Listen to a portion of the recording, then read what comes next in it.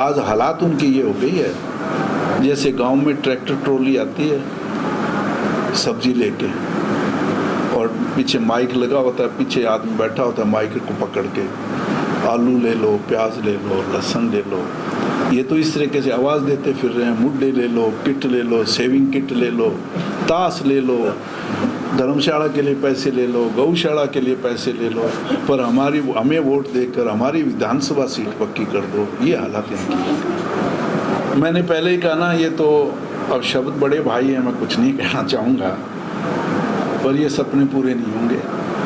मैं तो उनसे ये भी अपनी सीट बचा लें तो भी बहुत अच्छी बात है। और मैंने पहले ही ये कहा था आपसे कि 90 में से 85 सीट कांग्रेस की आ रही है। तो फिर देखिए, अगर ऐसा कोई देश में कानून हो या कोई ऐसा प्रावधान हो कि बगैर एमएलए सरकार बनती हो, तो इनकी सरकार बन सकती है। और सरकार बनाने के लिए चाहिए 46 एमएलए, उम्मीदवार हैं 4। सरकार बनाने के लिए चाहिए 46 एमएलए, उम्मीदवार हैं 4। आपके सामने हैं अभय, आदित्य, अर्जुन और सुनैना। उम्मीदवार तो 4 हैं। चुनाव सीटों पे चुनाव लड़ने वाली पार्टी 46 एमएलए कैसे हो सकते हैं, ये तो आप भी बता रहे। सर, कांग्रेस उसका भी दिवाला निकल गया।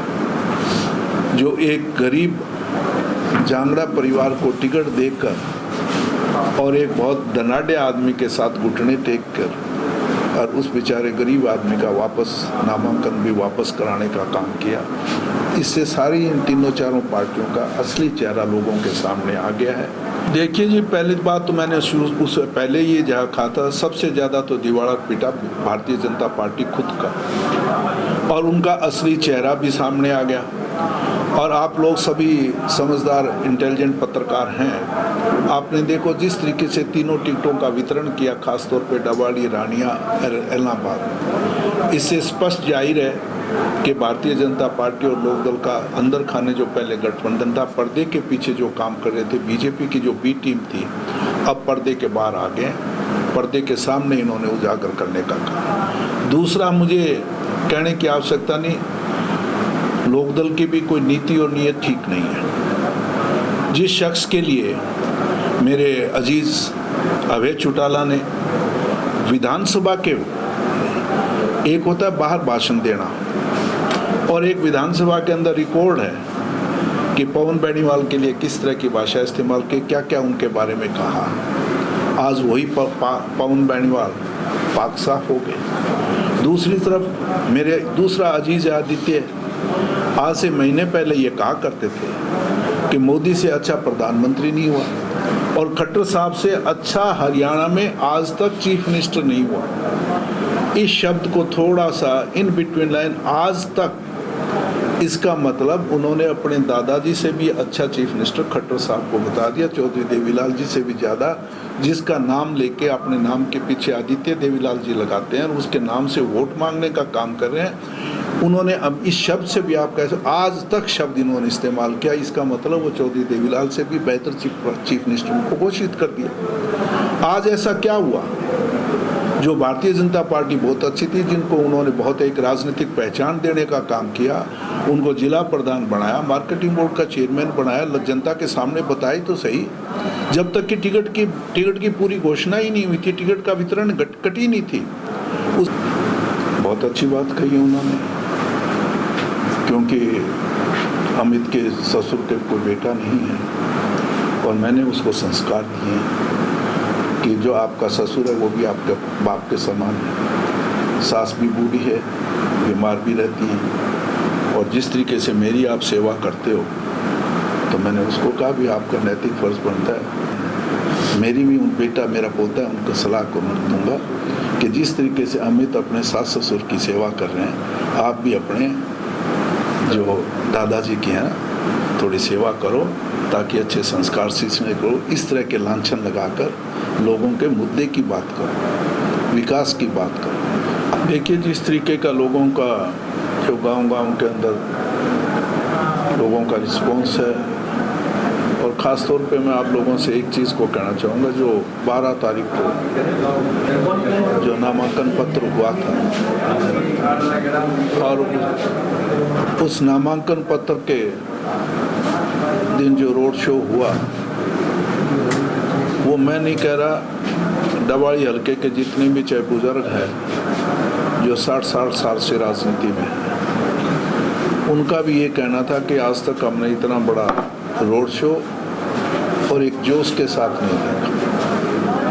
और एक आंकड़े हैं, अगर आप टोल प्लाजा से भी आप पता करें, करीबन 3700 गाड़ियाँ वहाँ से उस दिन निकली हैं, जो फ्री जो उन्होंने किया, 3700 गाड़ियाँ वहाँ से निकली। उसके बाद आगे जो गांव थे 3-4 जो मेरे सावंतखेड़ा है, डवाड़ी गांव है, नीलियावाड़ी है, उनकी गाड़ियाँ अलग थी। उस बात से स्पष्ट जाहिर है कि जनता ने मन बना लिया है इस भारतीय जनता पार्टी को, और ख़ास तौर पर जो एक बहुत जिनके साथ किसानों के साथ ज्यादती हुई है, उसका अगर सबसे बड़ा जिम्मेवार कोई है तो वो जजपा पार्टी है।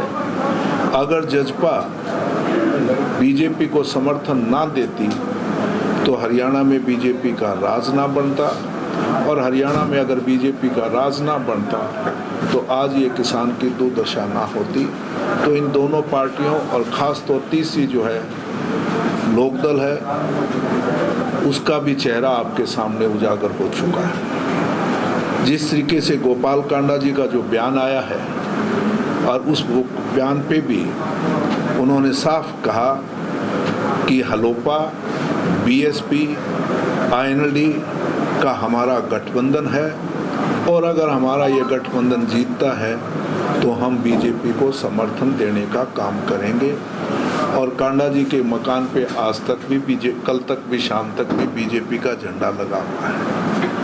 और सबसे बड़ी मैं इस बात के लिए भारतीय जनता पार्टी की इतनी बड़ी अपने आप को जो राष्ट्रीय ही नहीं अंतर्राष्ट्रीय के सबसे संसार में सबसे बड़ी पार्टी है, उसका भी दिवाला निकल गया। जो एक गरीब जांगड़ा परिवार को टिकट देकर और एक बहुत धनाढ़ आदमी के साथ घुटने टेक कर और उस बेचारे गरीब आदमी का वापस नामांकन भी वापस कराने का काम किया। इससे सारी इन तीनों चारों पार्टियों का असली चेहरा लोगों के सामने आ गया है, और ये सारे मिले जुले आपस में।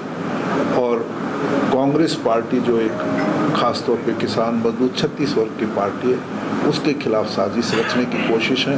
तो मैं कह रहा हूँ, मेरे हिसाब से एक बहुत बड़े बहुमत के साथ, सवाल अकेला डवाड़ी का नहीं है। मैं करीबन 1980 से राजनीति में, और एक दौर मैंने देखा 87 का, मेरे आदरणीय ताऊ चौधरी देवीलाल जी के साथ बैठा, और उसके अंदर 1987 में एक ऐसी हवा आई थी, 90 में से 85 सीटें चौधरी देवीलाल जी की पार्टी जीत के गई थी। और मुझे लगता है कि वो इतिहास फिर दोहराया जाएगा, 90 में से 85 सीट कांग्रेस जीत के जाएगी। ये मेरे को ऐसा लोगों के हाव भाव से, चेहरे से लगता है कि एक फिर दोबारा इतिहास दोहराया जाएगा। 90 में से 85 सीट कांग्रेस जीत के जाएगी। पिछले काफी समय से डवाड़ी हल्का सरकार में शामिल नहीं हो पा रहा है, क्या इस बार उम्मीद है आपको? देखिए, मैं लोगों से यही कहता हूं कि ये अब की बार जो राज का सूखा तोड़ने का सबसे सुनहरी मौका है। इससे सुनहरी मौका नहीं आ सकता, क्योंकि पिछले 20 साल से ये हल्का विपक्ष में रहा है। आज कांग्रेस का राज बन रहा है। मैंने जब पहले कहा 90 में से 85 सीटें भी तक जीत सकती है कांग्रेस, और मैंने भी लोगों से यही अपील की है कि एक सुनहरी मौका आपके सामने, राज में हिस्सा डालो, राज में भागीदारी डालो। और हमने खास तौर पे जो विपक्ष की भूमिका, हमने बेहतरीन भूमिका निभाई है, चाहे विधानसभा के अंदर है, चाहे धरातल के अंदर। और इसका जीता जागता सबूत है कि हरियाणा विधानसभा ने यहाँ स्थानीय विधायक अमित शाह को सर्वश्रेष्ठ विधायक से नवाजा था। वो तभी नवाजा जाता है कि जो विधायक है ये धरातल पे भी ठीक काम किया और विधानसभा के अंदर भी पटल पे भी ठीक काम किया। तो इन सारी चीज़ों को देखते हुए मैं मेरे को 100% विश्वास है कि अमित यहाँ से बहुत भारी मतों से जीत के जाएगा। डॉक्टर साहब, इनेलो लगातार जोड़ तोड़ करने में लगी हुई है। पहले की बात करें तो आदित्य को जो है वो भाजपा से इनेलो में शामिल करवाया, उसके बाद कांडा का समर्थन किया, उसके बाद पवन बेनीवाल जो कि दूर विरोधी रहे हैं अभय चौटाला के, उनको अपने साथ मिला लिया। देखिए जी, पहली बात तो मैंने उस पहले ये जहाँ कहा था, सबसे ज़्यादा तो दीवार पीटा भारतीय जनता पार्टी खुद का, और उनका असली चेहरा भी सामने आ गया।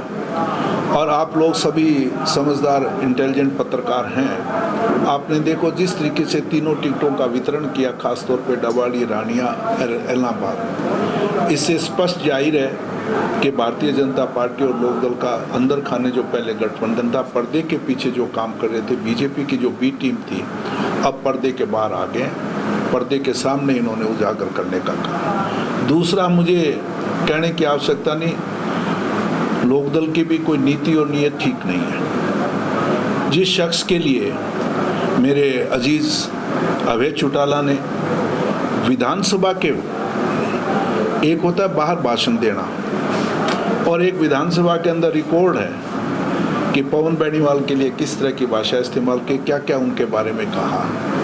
आज वही पवन बेनीवाल पाक साफ हो गए। दूसरी तरफ मेरे दूसरा अजीज आदित्य आज से महीने पहले ये कहा करते थे कि मोदी से अच्छा प्रधानमंत्री नहीं हुआ, और खट्टर साहब से अच्छा हरियाणा में आज तक चीफ मिनिस्टर नहीं हुआ। इस शब्द को थोड़ा सा इन बिटवीन लाइन, आज तक, इसका मतलब उन्होंने अपने दादाजी से भी अच्छा चीफ मिनिस्टर खट्टर साहब को बता दिया, चौधरी देवीलाल जी से भी ज़्यादा, जिसका नाम लेके अपने नाम के पीछे आदित्य देवीलाल जी लगाते हैं और उसके नाम से वोट मांगने का काम कर रहे हैं। उन्होंने अब इस शब्द से भी, आप कैसे, आज तक शब्द इन्होंने इस्तेमाल किया, इसका मतलब वो चौधरी देवीलाल से भी बेहतर चीफ मिनिस्टर को घोषित कर दिया। आज ऐसा क्या हुआ? जो भारतीय जनता पार्टी बहुत अच्छी थी, जिनको उन्होंने बहुत एक राजनीतिक पहचान देने का काम किया, उनको जिला प्रधान बनाया, मार्केटिंग बोर्ड का चेयरमैन बनाया, जनता के सामने बताई तो सही, जब तक कि टिकट की पूरी घोषणा ही नहीं हुई थी, टिकट का वितरण कटी नहीं थी, उससे पहले इनेलो में शामिल हो गए। और उसके बाद ये तो एक साजिश है। आप अगर देखें, 1-2 महीने पहले इन्होंने अपना एक अभियान शुरू किया था, घर घर हाजिरी, और उस पर एक स्टिकर लगाया। स्टिकर के अंदर ना तो बीजेपी का निशान है, ना किसी नेता की फोटो है, सिर्फ मेरे आदरणीय था वो चौधरी देवीलाल जी और खुद की। इसका मतलब बहुत पहले ही खिचड़ी पक रही थी। और दूसरा, मैं आदित्य जी से पूछना चाहूँगा कि जिस पार्टी की आप इतनी तारीफ किया करते थे, उस पार्टी को छोड़कर आप वहाँ गए हो जहाँ आप खुद कहा करते, लोगों के, जनता के दरबार में जाके आप रोने लगे, आंसू बहाए, गुहार करने लगे कि मेरे साथ अभय ने, मेरे भाई ने ज्यादती की, मेरी ज़मीन पे कब्जा कर दिया। उनके बारे में क्या क्या भाषा बोली, वो वीडियो से लोगों ने अपने आप वीडियो वायरल हो रहे हैं। तो कम से कम मैं आदित्य जी से पूछना चाहूँगा कि जनता के सामने अपनी स्थिति जरूर स्पष्ट करें। क्या ऐसी मजबूरी थी, क्या था, क्या ऐसी साजिश है?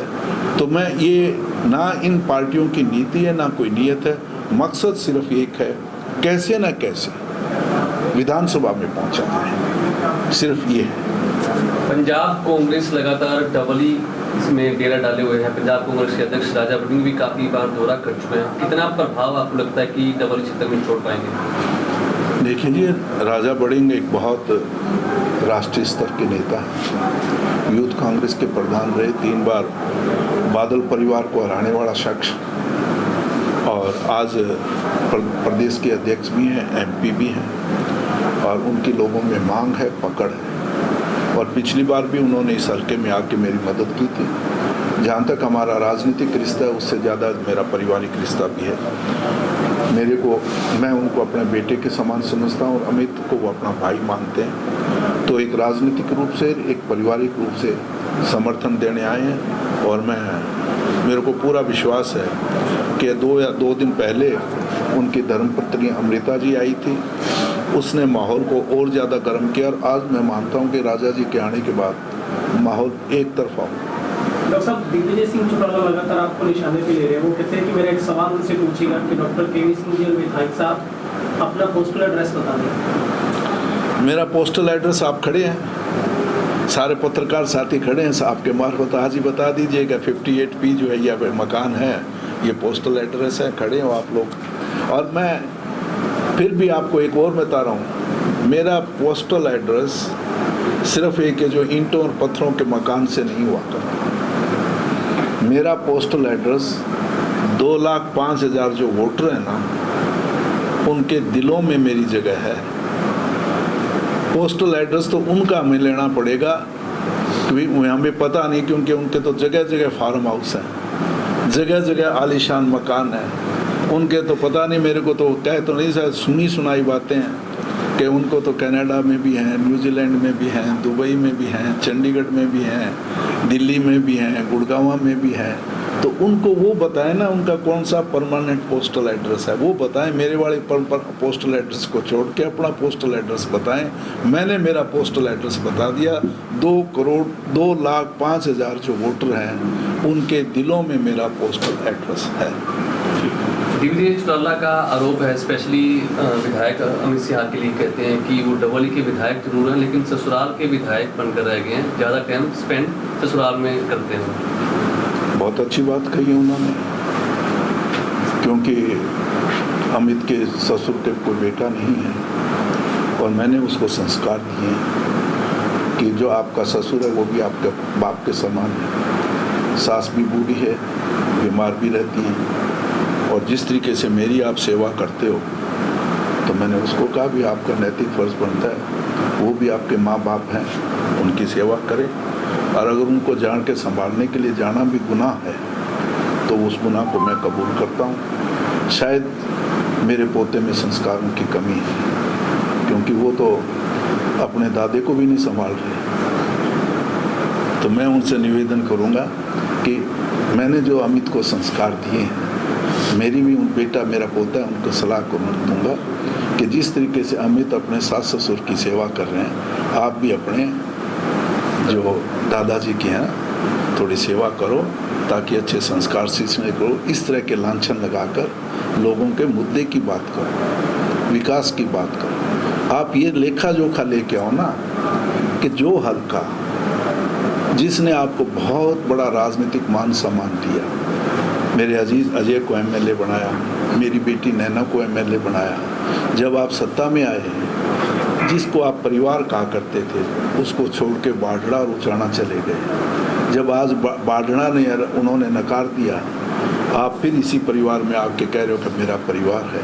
अरे जब सत्ता थी आपके पास, 11 महकमे आपके पास थे, और सबसे अच्छा एक महकमा था पंचायत का, जिसके माध्यम में आप गांव के लोगों को ग्रांट दे सकते थे। कभी गांव में आए नहीं, कभी बात नहीं कि आपकी सुनी। आज आप अपने सिर्फ धनबल के मार्फत जनता का आत्मा को खरीदने की कोशिश कर रहे हो। 10 मुड्डे दे के गाँव खरीदने चले हो। आज हालात उनकी ये हो गई है, जैसे गांव में ट्रैक्टर ट्रॉली आती है सब्जी लेके, और पीछे माइक लगा होता है, पीछे आदमी बैठा होता है माइक को पकड़ के, आलू ले लो, प्याज ले लो, लहसुन ले लो। ये तो इस तरीके से आवाज़ देते फिर रहे हैं, मुड्डे ले लो, किट ले लो, सेविंग किट ले लो, ताश ले लो, धर्मशाला के लिए पैसे ले लो, गौशाला के लिए पैसे ले लो, पर हमें वोट देकर हमारी विधानसभा सीट पक्की कर दो। ये हालात इनकी है और हमारे पे लांछन लगाने चले हैं। हमने विपक्ष की भूमिका निभाई है। 5 साल मैंने एक वायदा किया था जनता से। आज मेरी उम्र 78 साल की है, पर मैंने जनता से पिछले चुनाव में वायदा किया था कि आप 1 वोट दोगे, 1 वोट से मैं 2 विधायक देने का काम करूंगा, और 2 विधायक देने का काम करूंगा। और मैंने लगातार, आप हल्के में आप सर्वे कीजिएगा, कहीं जाके, और हो सकता है काम की कमी रही होगी क्योंकि हम विपक्ष में हैं, पर कोई आदमी ये नहीं कहेगा कि डॉक्टर केवी सिंह ने कभी दुख में सुख में हमारा साथ ना दिया। हर वक्त हर आप शख्स का फ़ोन उठाते हैं, काम करने का प्रयास करते हैं, क्योंकि विपक्ष में प्रयास होता है। सरकार बनेगी तो आदेश भी चलेगा, और आने वाली सरकार बनेगी, आदेश चलेगा, जो बाकी काम है वो डॉक्टर साहब, जो चौधरी रणजीत चौटाला जी, उन्होंने एक भविष्यवाणी की है कि इस बार कम से कम 25 से भी ज़्यादा निर्दलीयों की जीत होगी, और क्या पता इस बार हमारे सहयोग से हरियाणा की सरकार हंगर असेंबली बनेगी। मैंने पहले ही कहा ना, ये तो अब शब्द बड़े भाई हैं, मैं कुछ नहीं कहना चाहूँगा, पर ये सपने पूरे नहीं होंगे। मैं तो उनसे ये भी अपनी सीट बचा लें तो भी बहुत अच्छी बात है, और मैंने पहले ही ये कहा था आपसे कि 90 में से 85 सीट कांग्रेस की आ रही है, तो फिर वो 25 कहाँ से आएंगी? 5 बची हैं, उन 5 में अगर उनका नंबर आता है कि नहीं आता मुझे नहीं पता, 5 सीटें बची हैं इसमें। और भविष्यवाणी वो कुछ भी कर सकते हैं, उसका उनका अपना आदत है भविष्यवाणी करने की। फिर मेरे बड़े भाई हैं, मैं ज़्यादा उनके बारे में कुछ कहना नहीं चाहता। अभय सिंह जी कहते हैं कि डबवाली से आदित्य को जिता दो।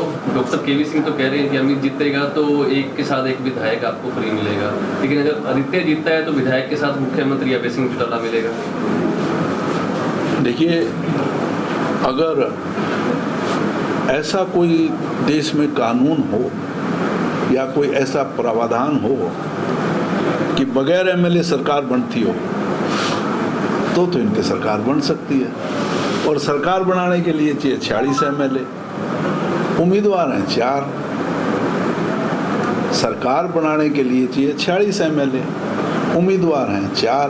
आपके सामने हैं अभय, आदित्य, अर्जुन और सुनैना। उम्मीदवार तो 4 हैं।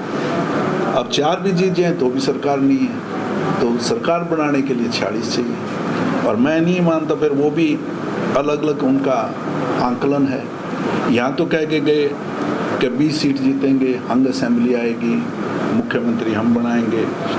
इलाहाबाद में कह रहे हैं स्पष्ट बहुमत आएगा, सरकार हमारी बनेगी। तो उनके खुद के बयानों में विरोधाभास है। और एक स्पष्ट मैंने कहा ना, 4 सीटों पे चुनाव लड़ने वाली पार्टी 46 एमएलए कैसे हो सकते हैं, ये तो आप भी बता रहे हैं। सर, कांग्रेस का कल मैनिफेस्टो जारी हुआ है, हर वर्ग को खुश करने की उसमें बात कही गई है। क्या लगता है कितना इफेक्ट रहेगा हरियाणा की राजनीति में? देखिए, ये पहली बार हुआ है। करीब मैंने 96 में कांग्रेस में शामिल हूँ और आज करीबन 28 साल हो गए। हर चुनाव में हमारा मैनिफेस्टो आया और ये मैनिफेस्टो मैं ख़ास तौर पे हमारा जो प्रभारी है दीपक बावरिया की तारीफ़ करना चाहूँगा कि उन्होंने कमेटी बनाकर हर वर्ग से हमने निजी तौर पे संपर्क किया है। अलग अलग कमेटियां बनाई, किसान के लिए अलग कमेटी, डॉक्टर्स की अलग कमेटी, शिक्षा की अलग कमेटी, व्यापार की अलग कमेटी, कर्मचारियों की अलग कमेटी, रिटायर्ड कर्मचारियों की, पूर्व सैनिकों की अलग कमेटी, हर तरह की कमेटी जिसको कैसे एससी की, बीसी की, हर तरह की। और जो हमारे पास जनता के सुझाव आए उन सुझावों को एक माला में पिरो के हमने जनता के सामने रखा है। और मैं दावे के साथ कह रहा हूँ, इससे अच्छा इलेक्शन मैनिफेस्टो आज तक किसी पार्टी का आया नहीं, कभी भी नहीं आएगा। और इसमें देखो हर चीज़ को हमने, चाहे किसान है, चाहे छोटा दुकानदार है, चाहे व्यापारी है, चाहे कर्मचारी है, चाहे, और ख़ास तौर पे हमने दलित वर्ग का और पिछड़ा वर्ग का, क्योंकि जो हमारे किसान, दलित वर्ग, वैसे तो 36 वर्ग को हमने सम्मिलित किया है, पर सबसे ज़्यादा आज के दिन जो कमज़ोर था आर्थिक तौर पे, जैसे किसान है, मजदूर है, दलित है, पिछड़ा वर्ग है, उनका बहुत अच्छे तरीके से हमने ध्यान रखा। वो 7 गारंटियाँ हमारी एक रिवॉल्यूशन लाइक लेके आएंगी।